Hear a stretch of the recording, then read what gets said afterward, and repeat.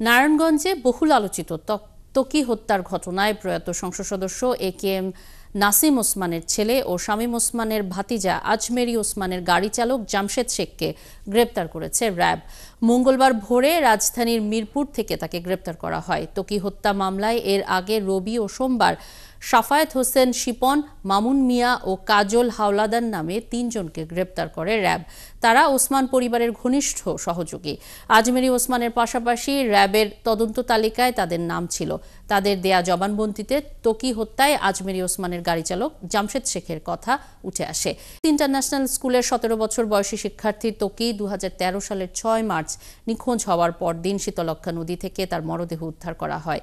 তাকে হত্যার পর মৃতদেহ শীতলক্ষ্যা নদীতে ফেলার জন্য যে গাড়িতে রাখা হয়েছিল সেই গাড়ি চালিয়েছিলেন জামশেদ। ত্বকী হত্যা মামলায় এর আগে ইউসুফ হোসেন লিটন, সুলতান শওকত ভ্রমর, রিফাত, তাইবুদ্দিন ও সীমান্তকে গ্রেপ্তার করা হয়।